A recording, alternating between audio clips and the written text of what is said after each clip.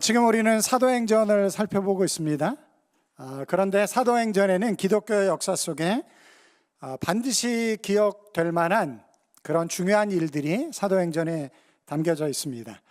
여러분, 어떤 것들이 있을까요? 여기까지 10장까지 오면서 사도행전의 기독교 역사 속에 너무너무 중요한 일들, 어떤 것들이 있을까요? 네, 그래서 제가 준비했습니다.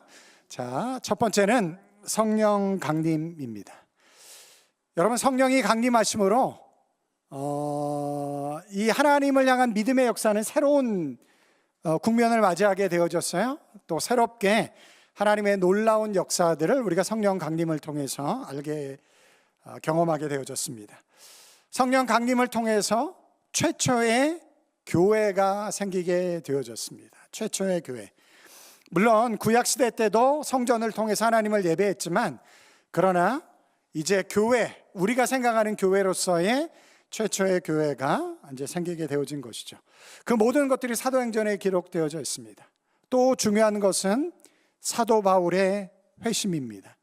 바울이 예수님을 핍박하던 자들에게서 부활하신 예수님을 만나고 이제 예수님을 전하는 바울의 회심, 이거는 너무너무 중요한 사건이 되어졌죠.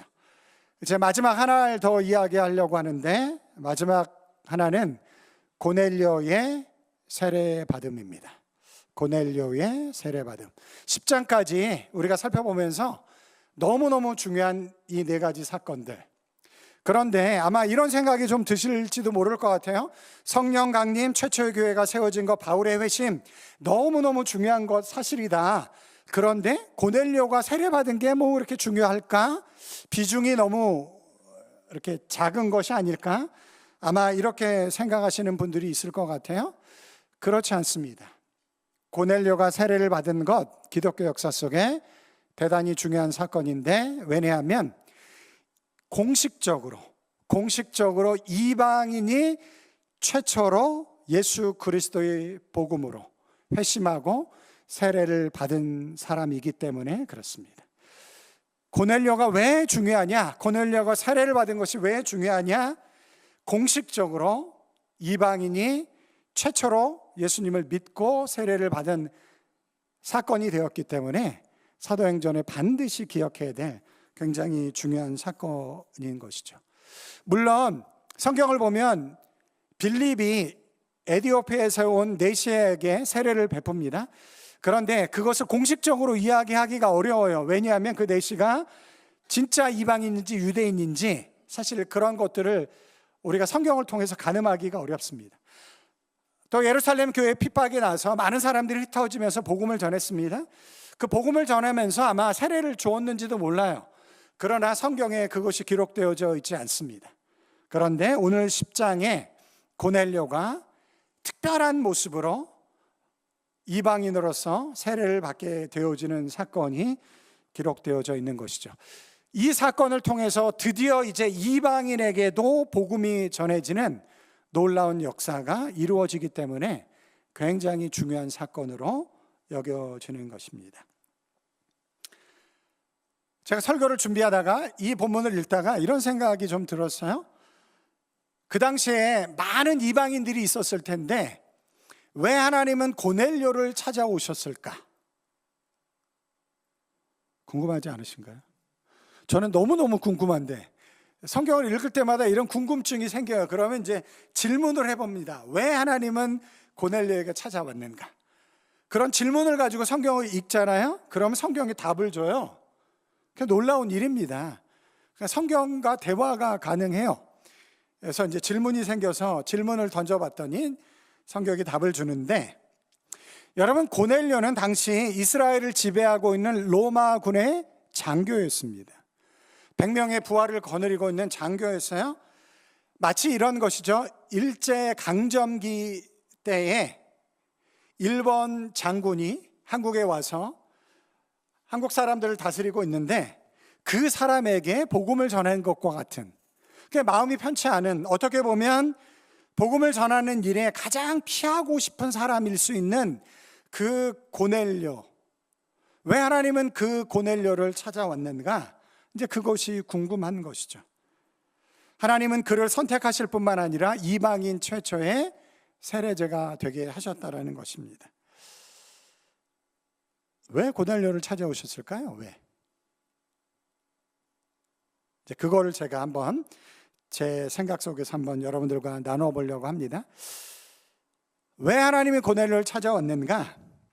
여러분, 기독교가 다른 종교와 다른 가장 중요한 핵심적인 단어, 개념 이런 것이 있어요. 다른 종교에는 뭐 있다라고 할 수 있겠지만, 그러나 기독교에는 이것이 너무너무 중요한 것이기 때문에 다른 종교와 달리 여겨지는 것이 있습니다. 혹시 그게 뭔지 아시겠어요? 기독교가 다른 종교와 다른 사랑 다른 곳에도 있잖아요. 구원, 다른 곳에서도 구원을 이야기를 합니다. 부활, 부활을 이야기하기도 해요. 뭐 이슬람 이런 데 보면 기독교가 다른 종교와 다른 그 독특한 한 가지, 그게 뭐냐면 은혜입니다.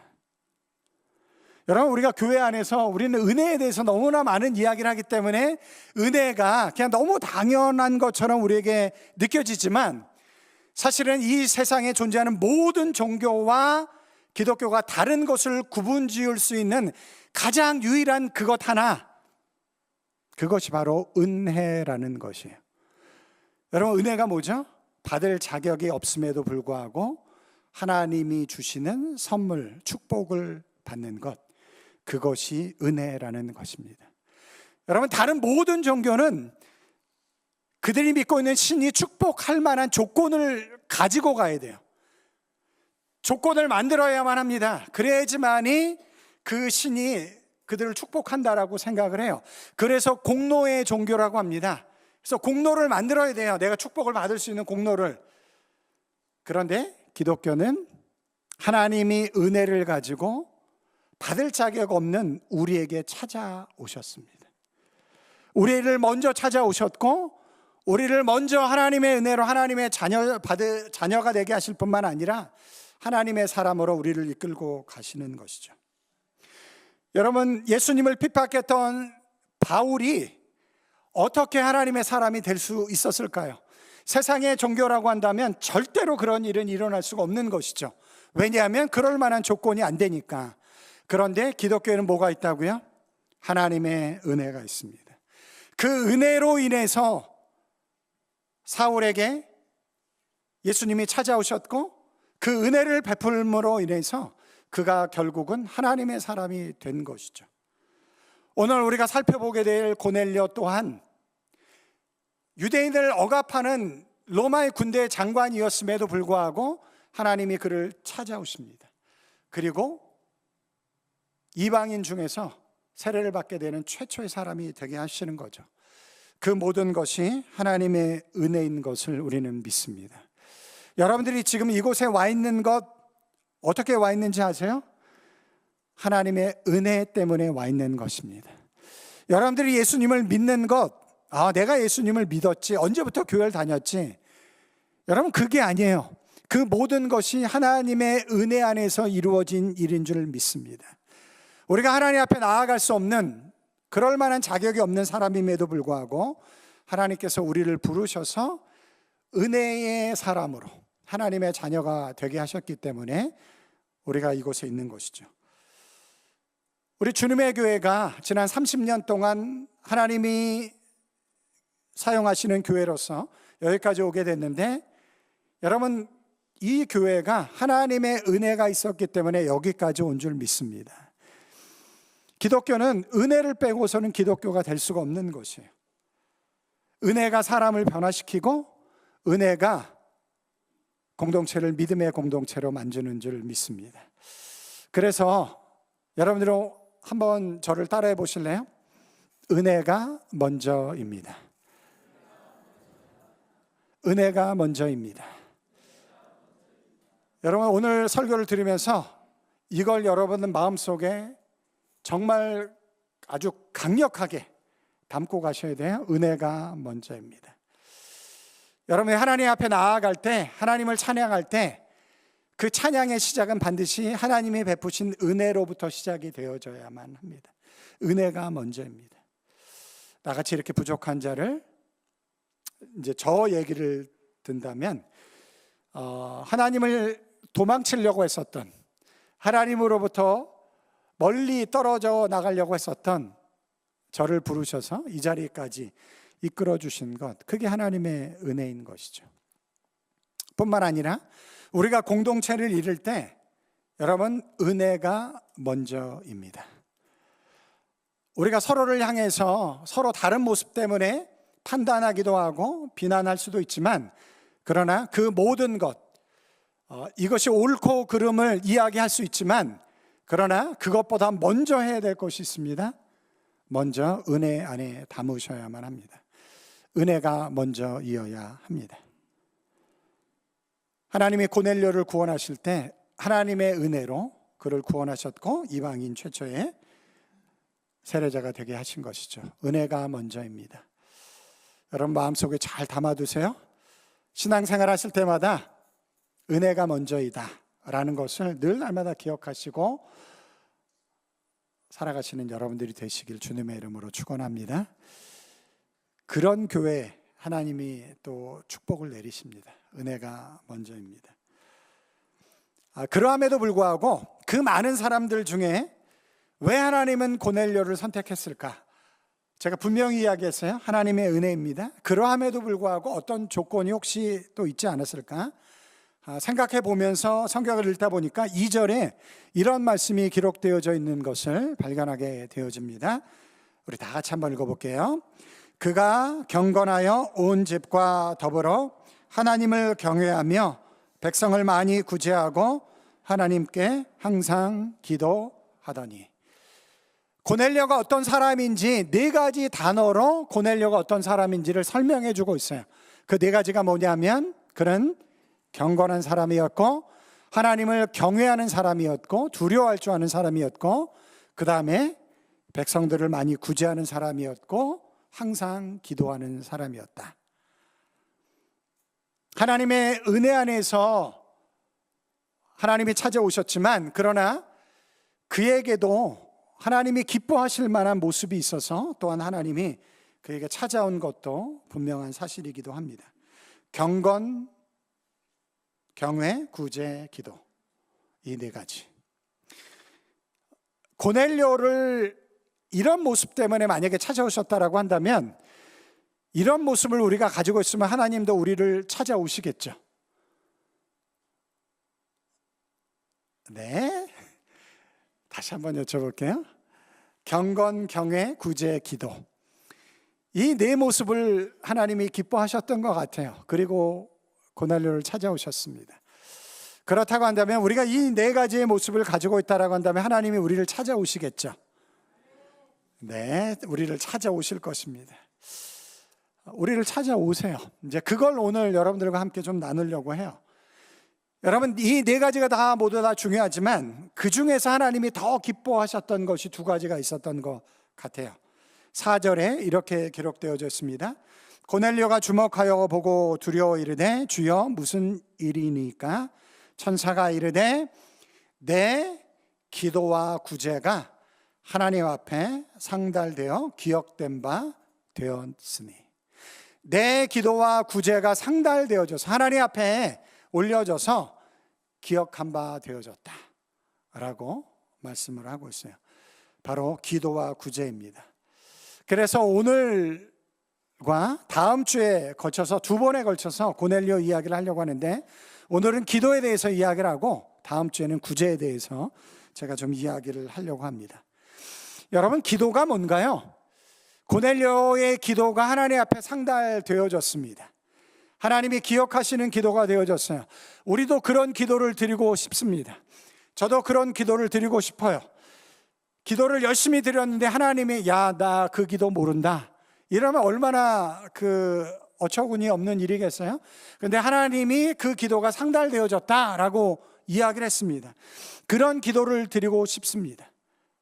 기도, 과연 뭔가요? 기도. 제가 신앙생활하면서 저 나름대로 내린 기도의 정의가 있습니다. 2가지로 정의할 수 있는데, 첫 번째는 기도는 하나님의 뜻이 무엇인지를 알아가는 과정이고 알아가는 시간이고, 두 번째로는 그 드러난 하나님의 뜻을 실행할 능력을 얻는 과정과 시간이다. 저는 기도를 이렇게 정의를 합니다. 하나님의 뜻이 무엇인지를 알아가는 과정이고 드러난 하나님의 뜻을 실행할 능력을 얻는 과정이다. 이것이 바로 기도다라고 저는 이렇게 규정을 합니다. 여러분, 우리가 가지고 있는 기도에 대한 많은 오해 중에 하나가 뭐냐면, 내가 원하는 것을 가지고 하나님을 설득하는 것, 그것을 기도라고 우리는 많이 생각을 합니다. 뭐 그렇게 이야기는 하지 않지만 우리의 기도가 그런 기도일 때가 너무나 많습니다. 내가 원하는 것, 내 뜻을 가지고 이제 기도하면서 하나님을 설득하는 거죠. 그래서 하나님, 나 이거 꼭 필요해요. 나 이거 꼭 이루어져야 돼요. 설득합니다. 기도 맞습니다. 기도예요. 성경에 이런 기도에 대해서도 응답을 합니다. 그러함에도 불구하고 그런 기도도 응답이 되어지기 위해서는 하나님의 뜻과 일치되어지는 부분이 있어야 돼요. 그래야지만이 그 기도가 응답이 되어지는 거예요. 여러분, 하나님이 하나님의 뜻이 아닌 걸 우리에게 응답하실까요? 그렇지 않습니다. 하나님의 뜻이 아닌 걸 우리에게 응답하시진 않을 거예요. 그렇다고 한다면 우리가 소원하는 것이 있고 우리의 뜻을 가지고 하나님을 설득할 때 하나님이 우리의 기도에 응답해 주실 때가 있습니다. 근데 그때도 하나님의 뜻과 일치되어지는 부분이 있기 때문에 우리가 응답을 받은 거지, 내가 하나님을 설득해서 하나님을 이겼기 때문에 응답을 받은 것이 아니다라는 것이죠. 그런 의미 속에서 하나님의 뜻을 아는 건 너무너무 중요한 것이고, 그런데 하나님의 뜻을 알지만 그것을 우리 삶 가운데 담아내기, 감당하기는 사실 또 쉽지 않거든요. 그래서 그것을 감당할 수 있는 능력을 덧입는 시간이 저는 기도의 시간이다 라고 그렇게 생각을 합니다. 오늘 본문이 이제 그것을 우리들 가운데 잘 보여주고 있는데, 여러분, 하나님이 언제 고넬료에게 찾아오는지 아세요? 하나님이 언제 고넬료에게 찾아올까요? 기도하는 시간에 찾아오십니다. 고넬료가 기도할 때 하나님이 그에게 찾아와요. 3절을 보시면, 하루는 제9시쯤 되어 환난 중에 밝히 봄에 하나님의 사자가 들어와 이르되 고넬료야 하니. 하나님의 사자가 고넬료를 찾아왔는데 뭐 기도라는 말은 없네요. 기도라는 말은 없죠. 그런데 고넬료가 기도하고 있는 것을 우리는 알 수가 있습니다. 왜냐하면 제9시는 시간을 나타내는 것이기도 하지만 유대인들이 기도했었던, 유대인들은 하루에 3번씩 기도를 했거든요. 그런데 그 중에 한 시간이 제9시라는 것이에요. 그래서 하루는 제9시쯤 그가 기도를 했다라는 거예요. 그것을 30절에 이렇게 구체적으로 고넬료가 이야기를 하고 있습니다. 고넬료가 이르되 내가 나흘 전 이맘때까지 내 집에서 제9시 기도를 하는데. 그래서 기도를 했어요. 그런데 그 기도의 시간에 하나님이 찾아왔습니다. 이방인인 고넬료가 하나님을 얼마나 알고 얼마나 믿었는지는 사실 우리가 알지 못합니다. 그러나 하나님에 대해서 완벽하게 안 것 같지는 않아요. 다시 한번 복음을 듣게 되어지고 세례를 받는 걸 보면, 그러함에도 불구하고 유대인의 전통을 따라서 하루에 3번 기도하는 것들을 같이 했었던 것 같아요. 그렇게 어떤 절대자를 향한 신앙심이 그에게 있었던 것 같습니다. 그래서 제9시에 그가 기도를 했습니다. 그런데 그 기도 중에, 환상 중에 하나님의 천사가 나타나서 뭐라고 이야기를 하냐면, 고넬료에게 지금 요바에 머물고 있는 베드로라는 사람을 데리고 와라, 이렇게 이야기를 하는 거예요. 고넬료가 베드로를 아마 몰랐을 수 있습니다. 베드로, 그런데 그렇게 말씀하셨어요. 그 음성을 듣고 바로 베드로를 불러오기 위해서 사람을 보냅니다. 고넬료가 기도하는 시간에 하나님의 찾아오셨고 하나님의 계획이 그 기도 시간에 그에게 드러난 것이죠. 그렇다고 한다면 고넬료가 보낸 사람이 도착할 즈음에, 베드로를 부르기 위해서 도착할 즈음에 베드로는 무엇을 하고 있었을까요? 네, 이렇게 쉬운 질문이 어디 있습니까? 네, 베드로는 뭘 하고 있었을까요? 베드로도 기도를 하고 있었어요. 9절 말씀을 보면 이튿날 그들이 길을 가다가 그 성에 가까이 갔을 그때에 베드로가 기도하려고 지붕에 올라가니 그 시각은 제6시더라. 제6시의 기도가 있었어요. 그걸 하기 위해서 베드로가 이제 기도하러 올라갔습니다. 그런데 그 기도 중에 또 하나님이 환상을 보여주셨어요. 보자기 안에 부정한 짐승들을 내려보내시면서 베드로에게 뭐라고 이야기를 했냐면 그것을 잡아 먹어라. 베드로가 그거 먹을 수 없습니다. 부정한 짐승을 제가 먹지 않겠습니다 라고 그렇게 이야기를 합니다. 그때 하나님이 한마디 말씀을 더 하세요. 15절에 기록되어져 있는데 우리 15절 말씀을 다 같이 읽어보겠습니다. 시작. 또 두 번째 소리가 있으되 하나님께서 깨끗하게 하신 것을 내가 속되다 하지 말라 하더라. 자, 이 말을 베드로가 들었으면 베드로가 믿음의 사람이면 어떻게 해야 되겠죠? 이 말씀대로 순종하고 바로 먹어야 되는데 그러나 베드로가 바로 먹지 않습니다. 하늘의 보자기가 내려온 그 모습을 가지고 하나님과 3번씩이나 똑같은 이야기를 해요. 하나님이 먹어라? 못 먹습니다. 내가 깨끗하게 했으니까 먹어도 된다? 안 됩니다. 하나님이 또 이야기를 해요. 괜찮다, 먹어도 된다. 내가 깨끗하게 했다. 이걸 몇 번 했다고요? 3번 했다고 성경이 기록을 하고 있어요. 하나님이 분명히 말씀하셨으면 그 말씀을 듣고 그대로 실행해야 되는데 베드로는 자신의 뜻을 내려놓지 않다가 결국은 3번째 이 과정을 거치고 나서 하나님의 뜻을 받아들이기 시작을 합니다. 저는 이게 기도라고 생각을 해요. 저는 이게 기도라고 생각을 합니다. 베드로가 하나님의 계획을 다 몰랐습니다. 그리고 베드로가 가지고 있었던 여태까지 가지고 있던 생각들이 있었습니다. 그런데 기도 가운데 하나님을 만났어요. 근데 하나님이 뭘 요구할 때 베드로는 그걸 거부합니다. 왜냐하면 내 뜻과 내 생각이랑 안 맞으니까. 그런데 그 기도의 시간을 통해서 하나님과의 그 씨름하는 시간을 통해서 결국은 베드로가 하나님의 뜻을 깨닫게 되어져요. 그리고 그것을 수용하기 시작합니다. 그리고 베드로가 고넬료를 만나기 위해서 떠나기 시작을 해요. 저는 그게 기도라고 생각을 합니다. 내가 원하는 것을 하나님 앞에 내어놓고 이루어주길 원하는 기도도 있지만 그러나 어떻게 보면 더 본질적인 기도는 내 삶을 주님 앞에 내어놓고 하나님의 뜻 가운데 맞춰가는 그 과정의 시간, 그 시간이 어떤 의미에서 보면 가장 중요한 기도의 시간이 될 수 있는 것이죠. 기도의 시간을 통해서 하나님의 뜻을 깨닫고 그 뜻에 의해서 내가 설득당하는 시간, 기도 가운데 하나님의 뜻을 깨닫고 그 뜻을 가지고 내가 설득당하는 시간, 그 시간이 저는 기도의 가장 중요한 모습이 아닐까 그런 생각이 듭니다. 요한복음 15장 7절에 이런 말씀이 기록되어져 있어요. 우리 다 같이 읽어보겠습니다. 너희가 내 안에 거하고 내 말이 너희 안에 거하면 무엇이든지 원하는 대로 구하라. 그리하면 이루리라. 기도가 응답되어지기 위해서 반드시 필요한 게 뭐라고요? 너희가 내 안에, 내 말이 너희 안에.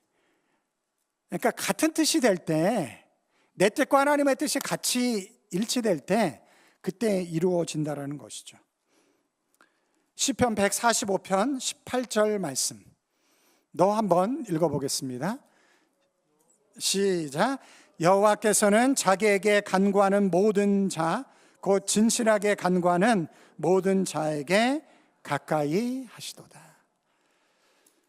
여러분, 하나님이 여러분을 찾아오기를 원하시나요? 그럼 기도하시면 돼요. 여기 나와 있잖아요, 말씀에. 여호와께서는 자기에게 간구하는 모든 자, 곧 진실하게 간구하는 모든 자에게 가까이 하시는도다. 이것과 더불어서 빌립보서 4장 6절 7절 말씀도 읽어보겠습니다. 다 같이. 아무것도 염려하지 말고 다만 모든 일에 기도와 간구로 너희 구할 것을 감사함으로 하나님께 아뢰라. 자, 여기까지만 읽어볼게요. 6절 말씀을 보면 기도와 간구가 너무너무 중요하다 이야기를 하고 있어요. 그럼 우리가 기도 제목을 가지고 기도합니다.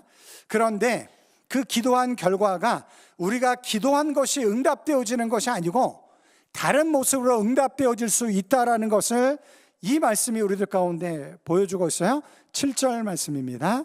같이 읽어볼게요. 그리하면 모든 지각에 뛰어난 하나님의 평강이 그리스도 예수 안에서 너희 마음과 생각을 지키시리라. 여러분, 기도할 때 우리에게 특별하게 하나님이 역사하셔서 기도한 것들이 현실적으로 이루어질 때가 있습니다. 그러나 그렇지 않을 때도 있어요. 그러함에도 불구하고 우리가 기도의 시간을 가질 때 그 기도는 우리의 삶을 지탱해 주는 가장 중요한 기둥이 된다라는 것입니다. 7절 말씀에 그리하면 모든 지각에 뛰어난 하나님의 평강이 그리스도 예수 안에서 너희 마음과 생각을 지키시리라. 기도가 우리의 삶을 지탱해 주는 가장 중요한 기둥이 되어질 수 있는 것이죠. 기도 시간에 주님이 고넬료를 찾아오셨고, 기도 시간에 주님이 베드로를 찾아오셨습니다. 기도를 통해 하나님의 계획과 일하심을 경험하게 되었고, 결국 이방인 선교의 문이 열리게 되어졌다라는 것이 오늘 본문의 내용이죠. 제가 마지막으로 한 번 더 질문해 보겠습니다. 여러분, 고넬료와 베드로가 하나님의 이 모든 계획을 알고 그래서 순종했을까요? 절대로 그러지 않았을 것 같아요. 그런데 결국은 하나님은 하나님의 계획과 뜻을 이루어내셨습니다. 그 과정이 어떤 과정이었죠? 바로 기도하는 과정이었습니다. 베드로도 고넬료도 하나님의 뜻을 다 알지 못했어요. 그리고 하나님이 어떤 결과를 만드실지 다 알지 못했을 것입니다. 그러나 중요한 것은 그들이 기도하는 시간을 가졌다라는 거예요. 그 기도하는 시간 가운데 하나님은 하나님의 뜻을 드러내셨고, 그 뜻이 무엇인지를 깨닫게 하셨고, 순종하게 하셨고, 그 순종을 통해서 결국은 하나님의 놀라운 역사를 이루어내셨다라는 것입니다. 그래서 기도가 중요한 거예요. 저도 기도 많이 하지만 기도한다고 해서 하나님이 다 내가 원하는 대로 응답해 주시는가? 아니면 제가 교회에서 어떤 중요한 결정을 하기 위해서 A와 B를 결정을 해야 되는데 어떤 때는 아무리 기도해도 하나님이 A라고 B라고 대답하지 않으실 때가 있어요. 그러면 정말 교회의 담임 목회자로 어렵습니다. 그때 제가 할 수 있는 게 뭔지 아세요? 기도 속으로 들어가는 거예요. 제가 답을 다 알고 있어서 기도하는 게 아니에요. 답을 모릅니다. 그러함에도 불구하고 기도 속으로 들어가는 거예요. 하나님, 이 두 가지 중에 하나를 결정해야 되는데 제가 솔직히 잘 모르겠습니다. 하나님이 이끌어 주십시오. 그래서 기도하면서 가는 거예요.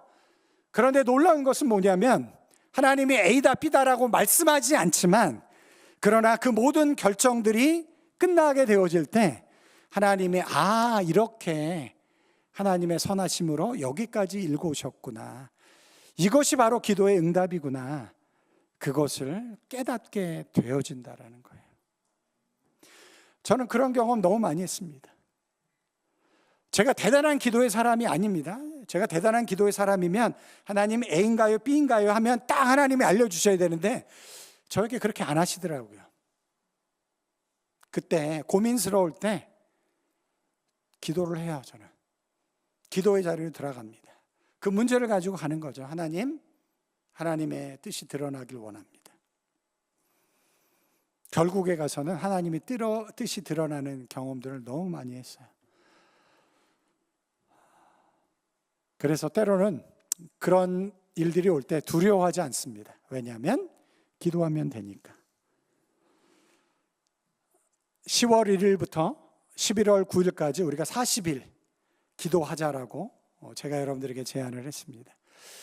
그 기도 가운데 구체적으로 응답되어질 기도 제목이 있을 수도 있지만 그렇지 않을 수도 있어요. 그러나 그 기도의 시간이 여러분의 삶을 지탱해 주는 기둥이 되는 줄 믿습니다. 여러분, 주님의 교회를 지탱해 주는 기둥은 바로 기도예요. 바로 기도입니다. 그래서 기도의 시간을 가지십시오. 그리고 여러분들의 어려운 마음들, 힘든 것들 주님 앞에 다 내어놓으시기 바랍니다. 그러면 하나님께서 하나님의 때 가장 좋은 방법으로 여러분들의 기도를 이끌어 가시고 응답해 주시는 줄 믿습니다.